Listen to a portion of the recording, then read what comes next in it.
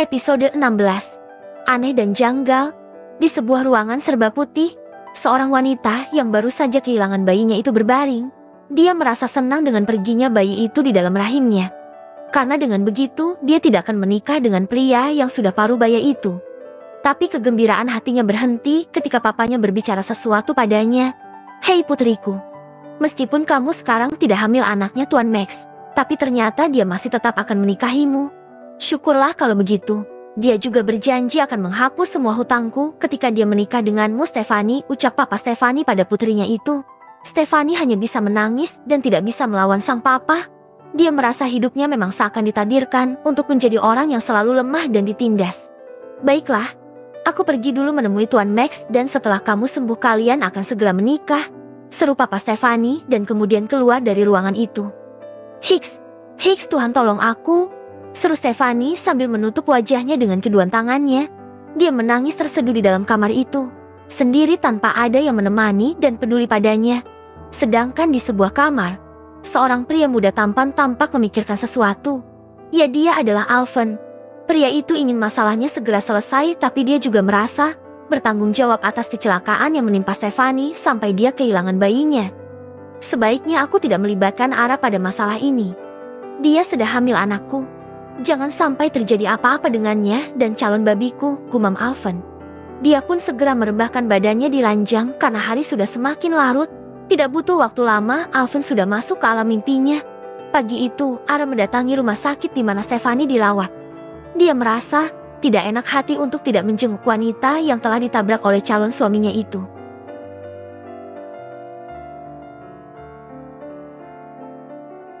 Dengan membawa sekeranjang buah-buahan, dia datang sendiri tanpa Alvin karena tadi setelah sarapan Alvin pergi keluar dengan alasan ada keperluan serius. Ara menyuruh salah satu sopir pribadi dedinya untuk mengantar ke rumah sakit. Setelah beberapa saat Ara sampai dan langsung menuju ruangan di mana Stefani dirawat. Dia sampai di depan pintu ruangan Stefani. Dia ingin meminta maaf dan memberi semangat karena wanita itu telah kehilangan bayinya.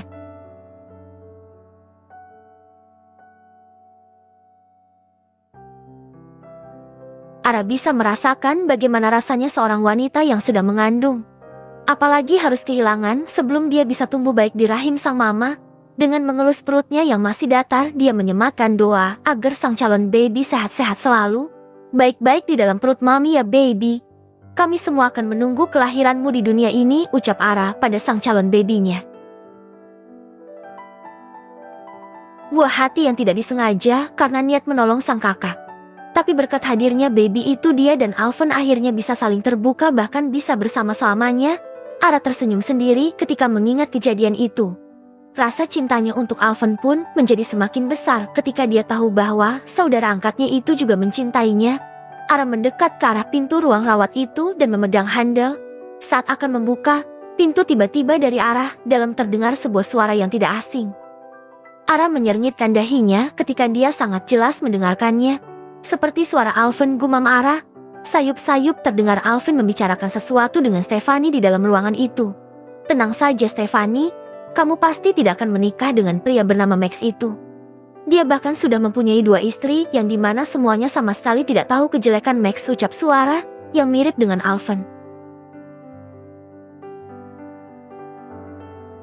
Tiba-tiba dada Ara berdebar kencang. Ada rasa ngilu di hati ketika dia mendengar suara itu. Apa ini yang dikatakan ada keperluan serius? Kenapa dia datang ke rumah sakit menjenguk Stefani tanpa memberitahuku? Gumam Ara sambil memegang dadanya yang terasa sakit. Entah kenapa tiba-tiba perasaannya menjadi tidak enak.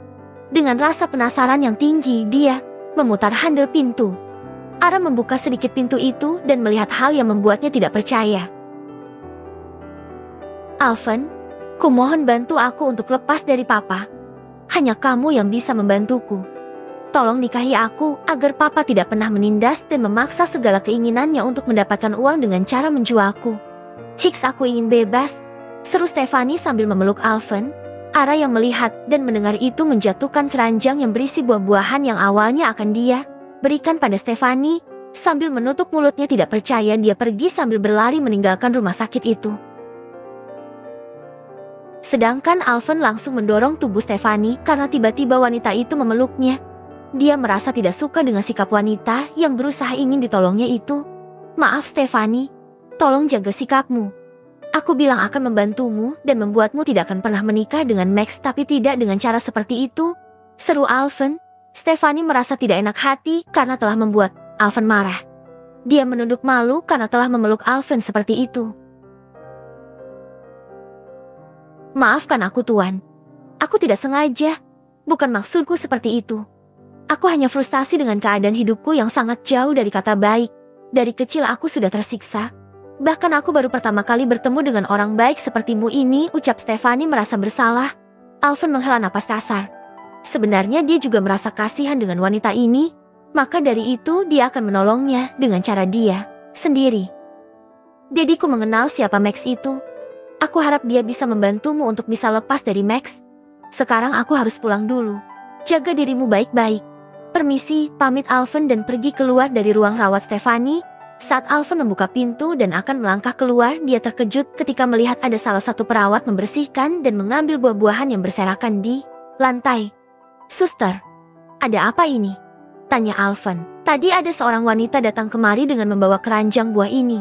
Tapi ketika dia akan masuk ke dalam ruangan ini, tiba-tiba dia menjatuhkan keranjang buah ini dan berlari keluar. Tuan, jawab suster tersebut.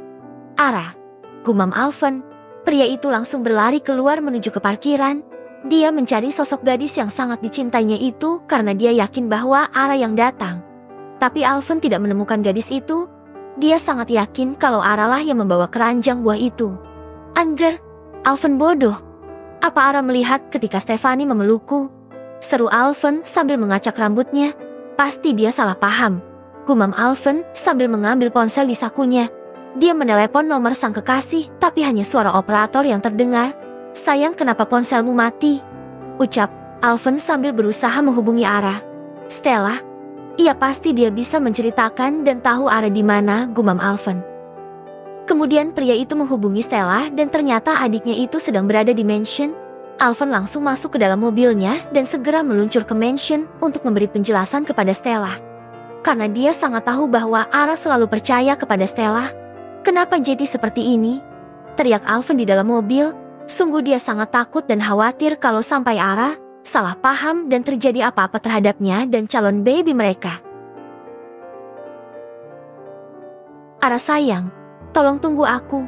Aku akan memberi penjelasan padamu. Alvan bergumam dengan dirinya sendiri. Sedangkan di sebuah tempat pemakaman, Ara memeluk batu nisan yang bertuliskan nama Bianca dan Andre di sana.